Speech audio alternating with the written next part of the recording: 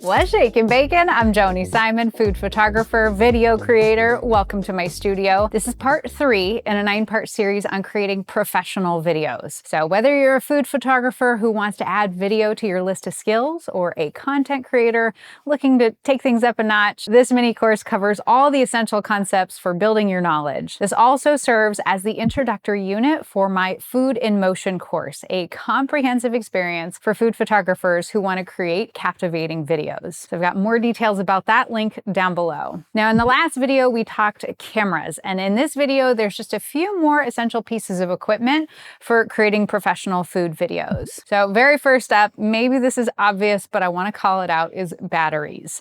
And now notice that I'm saying batteries plural, because the number one thing that can mess up a video shoot, particularly when time-sensitive food is involved, is a dead battery. Now, certainly your camera will come with a battery, which you should make sure is fully charged before you start filming. But there are 2 additional options you have that can extend the life of your camera during a shoot. So one is to buy additional backup batteries so that if one dies, you can quickly swap a fully charged one back in, especially if you're shooting 4K footage or high frame rates or recording for long periods of time. All those things can run down your battery much quicker than you might otherwise be used to when you're shooting stills. Now, another option, and my personal favorite when I'm shooting at home or in a space where I've access to an outlet, is to get a dummy battery that connects to AC power. Now, most manufacturers will have dummy battery options which insert into your battery slot, but then it has this cord that can then be plugged into a wall for constant power. So I linked the Nikon and Canon ones I've used down below, and if you're not sure about a dummy battery for your camera, go ahead and contact the customer service over at bhphotovideo.com. You have no obligation to buy there. This is not sponsored by them. It's just my personal go-to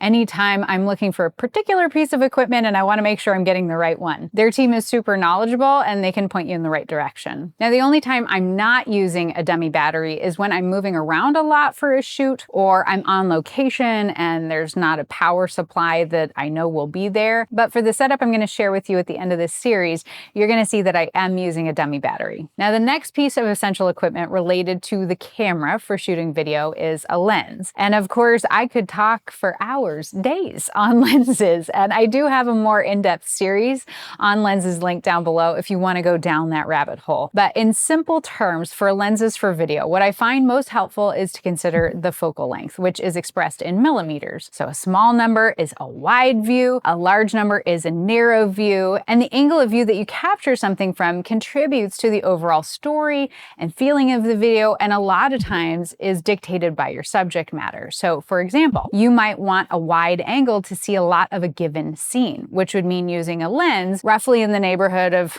14 millimeters to 35 millimeters. Wide angle lenses are great for capturing expansive scenes or filming in tight spaces where you need to be fairly close to the scene, but you still want to be able to see more of it. Or there's standard lenses, which are those that cover anywhere between 35 millimeters to 85 millimeters. They offer a natural perspective that's closer to what the human eye sees, and they're versatile for lots of different kinds of shoots. Or there's the telephoto lenses, which are the 85 millimeters and above. And these are super useful for capturing distant subjects or achieving a compressed perspective. Like us food photographers, we love a telephoto lens because we like to shoot small subjects for the most part. A narrow angle of view helps to fill the frame with the food and make it look larger than life. But now, before you think you have to run out and buy a bunch of new lenses, once again, I'm gonna bring you back to your budget, because you can go broke on lenses real fast if you didn't already know that. And so if you already own lenses for your food photography, use those lenses. That's what I did when I got started, and that's actually what I still do today. The lenses I use in my still photography are the same exact lenses I use for my food videos.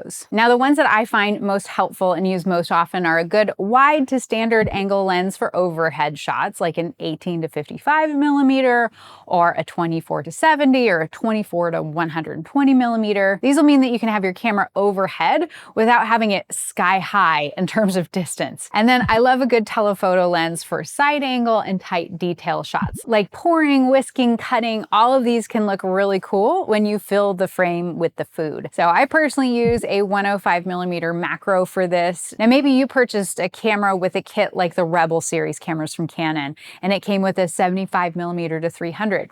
You can totally use that for telephoto. Now, here's the thing with lenses. If you stick with this long term, you're going to discover that you personally will gravitate toward framing things in your own particular way. Just like all great filmmakers, you have your own sense of taste and style, and your lens choices will be ultimately yours. Like Stanley Kubrick, he's known for using a lot of wide-angle shots to emphasize vastness or isolation, where Martin Scorsese uses a lot of close-ups to convey intense emotion, psychological depth. Quentin Tarantino leans into overhead shots for unique perspectives and visual interest. Every creative filmmaker, from feature films like these examples to creators on TikTok, they have visual styles that they gravitate toward.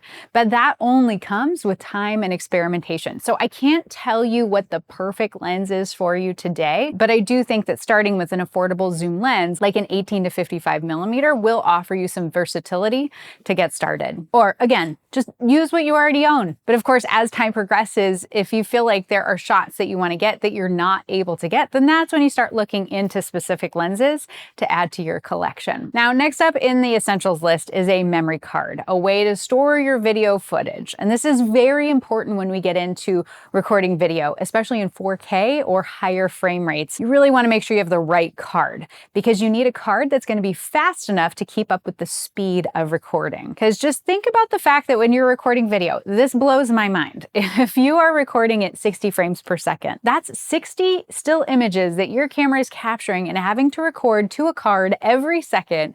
And if that footage is in 4K, that's millions of pixels. You need a card that can keep up with what your camera is capturing. Now, if you want to go in depth and nerd out with me on all the ins and outs of cards and write speeds, get super geeky, I have a video about that linked down below. But if you're like, Joni, just tell me what to get. Well, you cannot go wrong with a card that has a V90, Video 90 rating and holds 128 gigabytes, like the SanDisk 128 gigabyte Extreme Pro UHS 2 SDXC memory card. Why do I always feel like I'm in the space age when I read things like that? But that kind of rating can keep up with capturing up to 8K footage and can hold roughly 3 hours of 4K footage shot at 30 frames per second. That's plenty for most food videos. But that is a pretty spendy card. So if that is out of your price range, you could absolutely go for a card with a V60 rating, which is significantly less money, like the SanDisk 128 gigabyte Extreme Pro UHS 2 XDXC memory card. And that's going to still be plenty speedy for filming 4K, and it's still going to give you enough capacity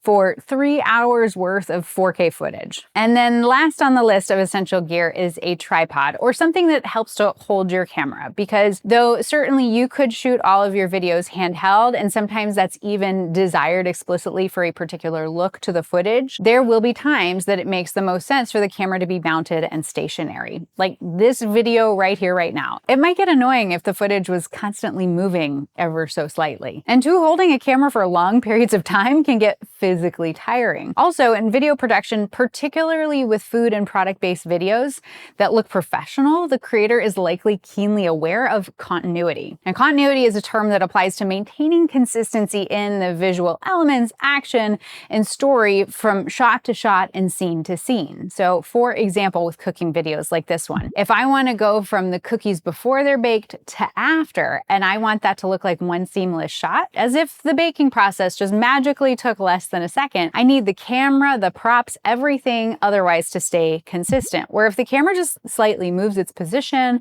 or if I move something in the scene, suddenly that continuity is broken and I can't take advantage of that little magical moment. Now, of course, I could alter the transition, but in plenty of cases, it can be really helpful to maintain consistency between shots, both for the storyline as well as options in the editing process. Two, a tripod just makes for more stable, professional looking footage. Now, there's a lot that goes into tripod selection, and if this is your very first tripod, I do recommend checking out the video linked down below for a more in-depth introduction to tripods. Now, one other consideration with tripods, which this isn't essential, but can open up a lot of potential in terms of moving shots, is to get a fluid video pan and tilt head for your tripod. Because as I share in the in-depth video on tripods, when we get into good quality tripods, the heads are sold separately from the tripod base, and you can select the type of head that best suits the kind kind of work you're doing. When it comes to video, a pan and tilt head is great because it allows you to smoothly pan from side to side or tilt the camera up and down. And these can make for just much more interesting and dynamic shots, and it's easier to accomplish that with the right head because this can be nearly impossible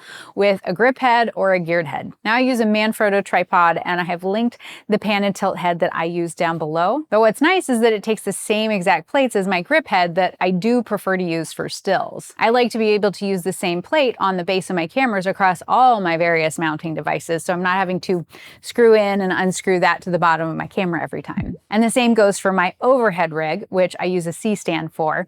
Now, some tripods do have an articulating arm, but I like having something that's easier to hoist up really high or easily goes up above my scene. It's a bulkier piece of equipment though, so depending on where you do your videos, this might not be the best solution for you. But if you do want more info on that setup, I have another video. Gosh, I have a lot of videos, but that video is linked down below. Now, one other accessory that I want to make sure to mention that isn't required, but does make things easier if you're planning to film particularly vertical videos, is to have an L bracket. So this screws into the thread on the bottom of your camera in place of your tripod plate, and then it has a tripod plate affixed to the bottom of it, or a way to affix your tripod plate. There's different L brackets, so again, the particulars of what's going to work for you, your camera, your tripod will vary, but essentially what an L bracket allows you to do is that when you want to shoot horizontal, you use this side of the bracket, and when you want to go vertical, you just unclip and you clip the other side. Because most tripods you can flip from side to side, and I did that for years, but this method with the L bracket is a bit more secure, it's a bit more solid, and it ensures your camera won't slip, which is helpful if you're going to plan to do a lot of vertical footage. Now, I have the L bracket that I'm using below, but again, like all tripod accessories, make sure to get one that is compatible with the tripod and the camera you own. And apologies to be a broken record. I promise they are not sponsoring this. They are not paying me to say these things. I actually spend more money with them every year than they pay me in commissions. So again, I'm not profiting from this, but I do love to consult the customer service folks over at bhphotovideo.com